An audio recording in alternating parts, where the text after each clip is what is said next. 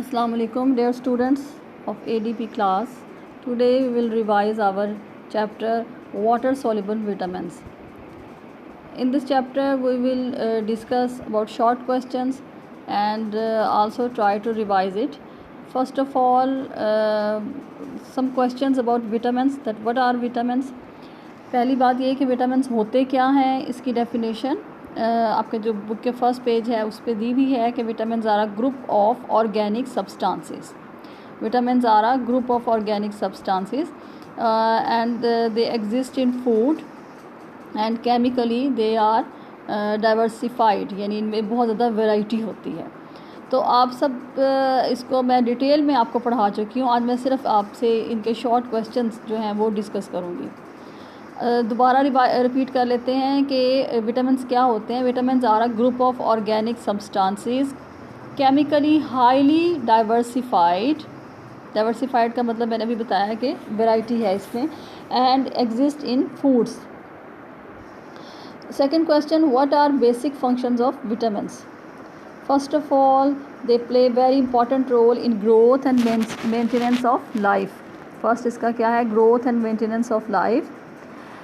Second, they play a very important role in several chemical and biochemical reactions. और इसके अलावा इसमें third हम कर सकते हैं कि they are required for metabolic processes, यानी it means कि they play role in metabolic processes. तो फर्स्ट हमने इसका कौन सा देखा कि growth and maintenance of life के लिए ज़रूरी है, यानी play role for growth and maintenance of life. Second है required for metabolic processes, it means it play role in metabolic processes. And third है it plays also role in several chemical and biochemical reactions. ये मैं आपको बहुत simplify करके बता रही हूँ. तो ये इसके तीन मेन फंक्शंस जो हैं वो हमने देख लिए, विटामिन्स के जो जनरल फंक्शंस हैं. थर्ड क्वेश्चन है, name the types of vitamins. There are two types of vitamins, water soluble vitamins and fat soluble vitamins. ये भी एक इम्पॉर्टेंट क्वेश्चन है कि आपने इनके देखने हैं कि ग्रुप में वाटर सॉल्युबल विटामिन्स कौन कौन से हैं और फैट सॉल्युबल विटामिन्स कौन कौन से हैं. So what are, write the names of water soluble vitamins. इसको अच्छे तरीके से याद कीजिएगा इस क्वेश्चन को कि वाटर सॉल्युबल विटामिन्स के नाम कौन कौन से हैं. इसमें पूरा बी ग्रुप आता है एंड विटामिन सी. अब हम देखेंगे, रिवाइज़ करेंगे कि बी ग्रुप में कौन कौन से विटामिन्स आते हैं, उनके नाम भी आप लिखिएगा. और दूसरा क्या है कि विटामिन सी है, यानी बी ग्रुप और विटामिन सी इसकी एग्जांपल्स हैं वाटर सॉल्युबल विटामिन्स की. बी ग्रुप में आ जाता है thiamine, riboflavin, nicotinic acid, pyridoxine, folic acid, और इसके अलावा बायोटीन है, कोलाइन है, और भी बहुत से हैं. विटामिन B12 है. ये मेन है इसके बी ग्रुप के, तो ये आपने याद करने हैं. अब जो है फैट सॉल्युबल विटामिन्स के नाम वो मैं आपको बाद में बताऊंगी, वो A, D, E and K है. तो वाटर सॉल्युबल विटामिन्स में कौन कौन से आएंगे, बी ग्रुप शामिल होगा और विटामिन सी शामिल होगा. और बी ग्रुप में जो है वो thiamine, riboflavin, nicotinic acid, pyridoxine, folic acid, biotin, vitamin B12 etcetera. What are functions of water soluble vitamins. इसके जो जनरल फंक्शंस हैं वो हम देख लेते हैं. They are concerned with transfer of energy, यानी ये क्या रोल किस में प्ले करते हैं, transfer of energy and protein metabolism में. सेकंड है involve in the formation of red blood cells, यानी रेड ब्लड सेल्स की फॉर्मेशन में ये रोल प्ले करते हैं. और इसके अलावा क्या होगा कि ये वैसे एक दूसरे से मुख्तलिफ होते हैं, केमिकली भी एक दूसरे से मुख्तलिफ होते हैं विटामिन्स. लेकिन जो इसके दो मेन फंक्शंस हैं कलेक्टिवली अगर हम देखें तो ये होता है कि ये हम बेसिक कर रहे हैं, वैसे तो हम वन बाय वन देखेंगे. अच्छा, इसके अलावा ये है कि एंटी स्ट्रेस विटामिन्स भी हैं, ये एंटी स्ट्रेस विटामिन्स भी हैं. और they are important in nerve functioning, जो नर्व की फंक्शंस हैं उसमें ये रोल प्ले करते हैं. तो ये मैंने चार आपको बता दिए कि they are concern with transfer of energy and protein metabolism. Second, they play a role in the formation of red blood cells. और थर्ड है they are anti stress vitamin, यानी कि जब स्ट्रेस होता है तो उसमें उसके ख़िलाफ़ ये रोल प्ले करते हैं, टेंशन रिलीज़ करते हैं। और इसके अलावा क्या है कि इम्पॉर्टेंट फंक्शन क्या है कि ये नर्व फंक्शनिंग में रोल प्ले करते हैं, they are important in nerve function. ये फोर्थ मैंने आपको बता दिया। तो हमने कौन कौन से क्वेश्चंस डिस्कस किए कि व्हाट आर विटामिन्स, इसकी डेफिनेशन आपने देखनी है, और बेसिक फंक्शंस ऑफ विटामिन्स के जो जनरल फंक्शंस मैंने आपको 2 बताए वो, और टाइप्स ऑफ विटामिन्स कौन सी हैं, fat soluble vitamins, water soluble vitamins.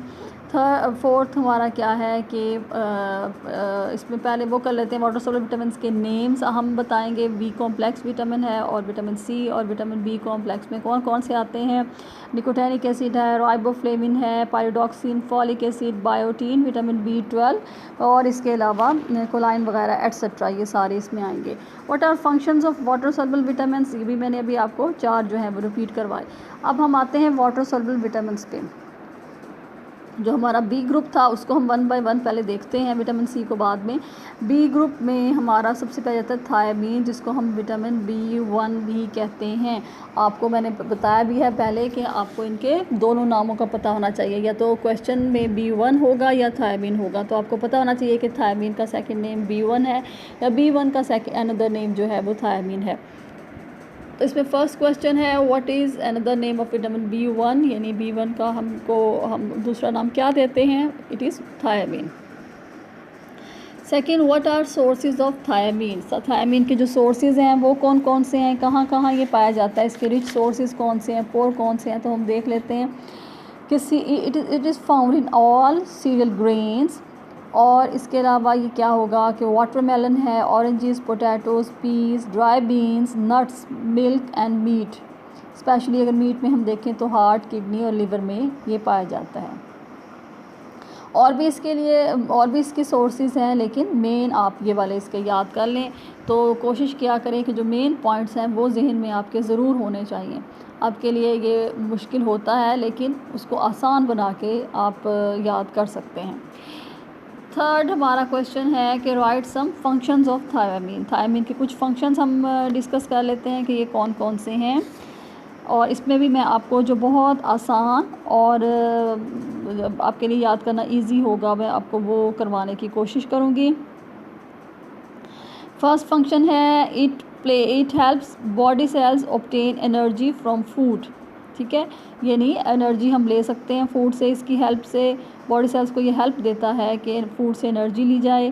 Keeps the nerves in healthy condition and promote good appetite, ठीक है, यानी भूख लगाता है और आपकी हेल्थ को अच्छा करता है। एंड डाइजेशन, तो ये इसके फंक्शंस हमने कौन कौन से देखे, इसको नंबरिंग कर लें। First number, it helps body cells to obtain energy from food. Second, keeps the nerves in healthy condition, पहले शुरू में हमने इसके जर्नल हमने देखे हैं वाटर सॉल्युबल विटामिन्स के नर्व सिस्टम के लिए बहुत इंपॉर्टेंट है। तो इसका हमने क्या देखा, सेकंड पॉइंट के keeps the nerves in healthy condition, and third में देखा promote good appetite, and fourth help in digestion, ठीक है। और भी इसके फंक्शंस दिए हुए हैं, लेकिन ये ज़रा ज़्यादा आसान हैं। अदरवाइज़ ये है कि oxidation of glucose and metabolism में ये रोल प्ले करता है। तो जो मेन है 3-4 मैंने आपको पॉइंट्स बताए, इसको आप कर लें, ये आपके लिए ज़्यादा इजी है। इसके अलावा कर सकते हैं तो कर लें, मैंने करवाए हुए आपको सारे हैं।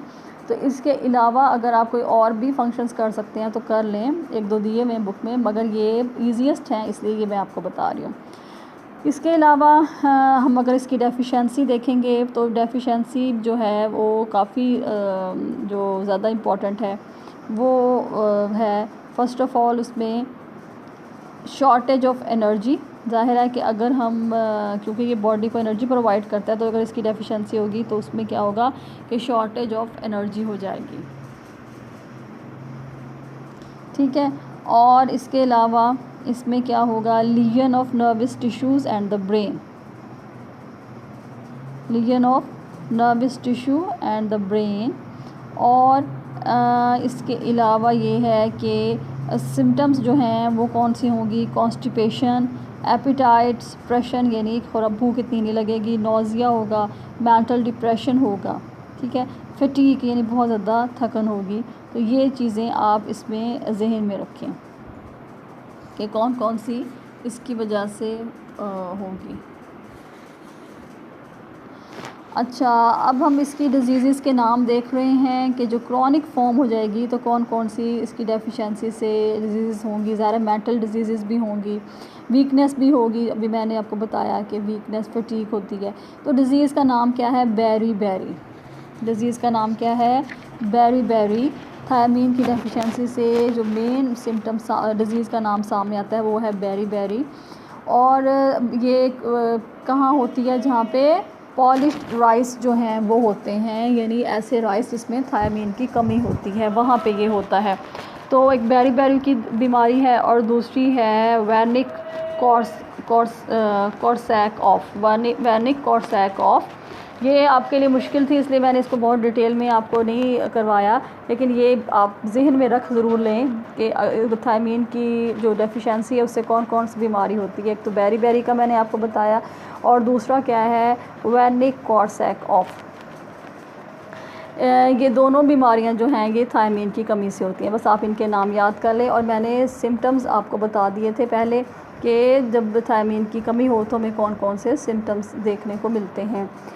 अच्छा, इसकी जो स्टोरेज प्लेस है बॉडी में वो कौन कौन सी है? नेक्स्ट हमारा क्वेश्चन है वो है liver, heart and brain. Liver, heart and brain, सारी सी बात है। जब ये कमी होगी तो उसकी वजह से हमारा ब्रेन डिस्टर्ब होगा, अभी जो मैंने आपको नर्वस का बताया है। तो लीवर, ब्रेन एंड हार्ट ये इसके स्टोरेज प्लेसेस हैं। नेक्स्ट हमारा विटामिन है राइबोफ्लेविन। राइबोफ्लेविन का सेकंड नेम है विटामिन B2। राइबोफ्लेविन को हम विटामिन B2 भी कहते हैं। और इसका हमारा नेक्स्ट क्वेश्चन है कि what are its main sources. Riboflavin के जो मेन सोर्सेज हैं वो कौन कौन से हैं? इसमें भी सीरियल्स आ जाते हैं। फिर इसके अलावा मैंने मीट में पहले भी आपको बताया, लीवर, किडनी, हार्ट वो भी इसके हैं। लीन मीट बताया हुआ कौन सा मीट होता है कि जिसके ऊपर फैट कम होता है, जैसे चिकन है, हमारी फ़िश वगैरह। अच्छा, एग्स हैं, milk, cheese, dried dark leafy vegetables and ये सारे जो हैं ये गुड सोर्सेज हैं विटामिन्स के। नट्स भी हैं गुड सोर्सेज में। तो ये ज़्यादातर अगर आप इस पर देखें तो ये ज़्यादातर प्रोटीन वाले सोर्सेज भी इसमें पाए जा रहे हैं, नाइसिन में भी और इसमें भी।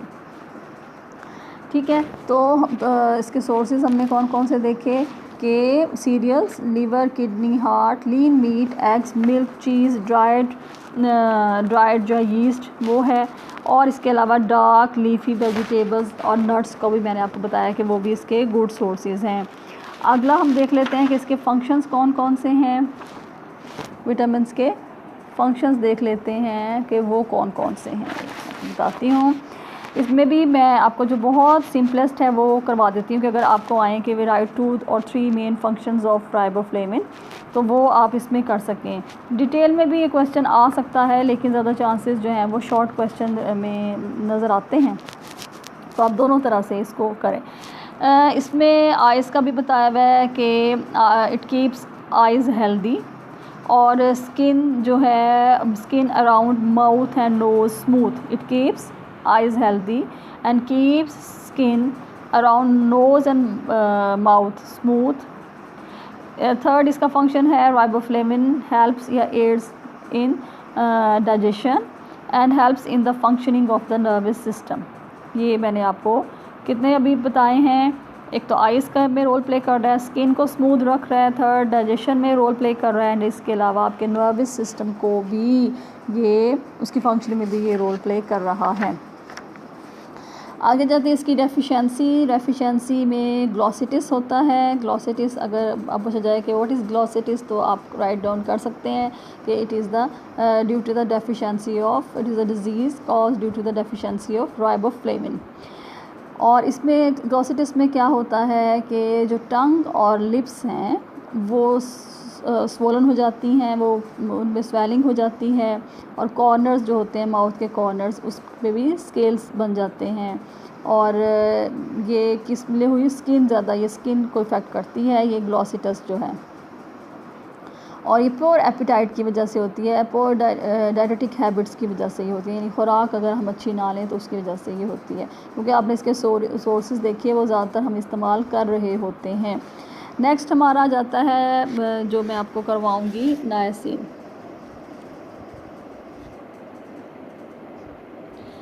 नायासिन में विटामिन B3, नायासिन का जो दूसरा नाम है वो क्या है, विटामिन B3 है। और ये इसके सोर्सेज कौन कौन से हैं, ज़्यादातर इसके सोर्सेज हैं भी प्रोटीन वाले सोर्सेज हैं इसके भी। तो वो हैं प्लांट और एनिमल फूड्स में वाइडली पाया जा रहा है ये, स्पेशली जो है liver, lean meat, poultry, fish, leafy vegetables, ground nuts, beans, peas, whole grain cereals, legumes और में ये पाया जा रहा है रिच फॉर्म में। तो ये इसके ये क्या हो गए, सोर्सेज हो गए। थर्ड हमारा पॉइंट है, क्वेश्चन है कि फंक्शंस इसके कौन कौन से हैं। तो फंक्शंस में जो है वो एनर्जी प्रोड्यूस करना है। इसके अलावा सेकंड है मतलब ऑक्सीडेशन ऑफ ग्लूकोज में रोल प्ले कर रहा है ना, तो इट प्रोड्यूस एनर्जी। सेकंड इसका है कि it involves in the maintenance of health of skin, tongue, digestive tract and nervous system. इन सब की मेंटेनेंस में ये रोल प्ले कर रहा है। ठीक है, इसको आप नंबरिंग दे लें। फर्स्ट इसका नंबर होगा it helps in the maintenance of healthy skin, second maintenance of tongue, third digestive tract and fourth nervous system। इन सारे चीज़ों के सिस्टम्स को मेंटेन कर रहा है ये। इसकी डेफिशिएंसी प्लेग्रा कहलाती है। इसकी डेफिशिएंसी का नाम क्या है, सॉरी बीमारी का, इसकी डेफिशिएंसी जो बीमारी होती है उसको हम क्या कहते हैं, प्लेग्रा कहते हैं। प्लेग्रा में इसके जो हैं सिम्टम्स वो कौन कौन सी हैं वो भी हम देख लेते हैं। इसकी बीमारी की जैसे डायरिया होता है, वेट लॉस होता है, डर्मेटाइटिस होता है। और मैंने आपको बताया था कि इस बीमारी को हम 3D बीमारी भी कहते हैं। आपकी बुक में नहीं दिया हुआ, लेकिन आपकी इन्फॉर्मेशन के लिए 3D हम बीमारी भी कहते हैं प्लेग्रा को। 3D डायरिया हो गया, डर्मेटाइटिस, डायरिया किसका हो गया, स्टमक का, और डर्मेटाइटिस हो गया स्किन का। और इसके अलावा एक ब्रेन का भी होता है, इसको हम कहते हैं डिमेंशिया यानी मेंटल डिसऑर्डर। ठीक है, इस बीमारी को 3D का नाम देते हैं, डायरिया, डर्मेटाइटिस, डिमेंशिया, ये 3D से स्टार्ट होते हैं। डायरिया में क्या होगा कि आपका जो है वो मोशन वगैरह इस तरह से होगा कि आपकी हेल्थ अच्छी नहीं रहेगी, वेट लॉस वगैरह हो जाएगा। डर्मेटाइटिस में क्या होगा, स्केलिंग होगी आपकी स्किन पे, अगर आपकी स्किन सन में एक्सपोज हो रही है तो। डिमेंशिया में क्या है, मेंटल डिसऑर्डर है। तो ये अमूमन अब प्रोटीन की डेफिशिएंसी होगी तो ही ज़्यादातर नाइसिन की डेफिशिएंसी होती है, प्रोटीन वाले सोर्सेज इसमें पाए जा रहे हैं। तो ये आज मैंने कोशिश की है कि हम इसको थोड़ा सा अपना पेपर के पॉइंट ऑफ व्यू से डिस्कस कर लें। ठीक है, नेक्स्ट जो है वो क्वेश्चंस आप अपने ग्रुप में मुझे ज़रूर शेयर करें, ख़ुद भी बनाएं और मैं देखती हूँ कि आपने इस पर कितना काम किया है।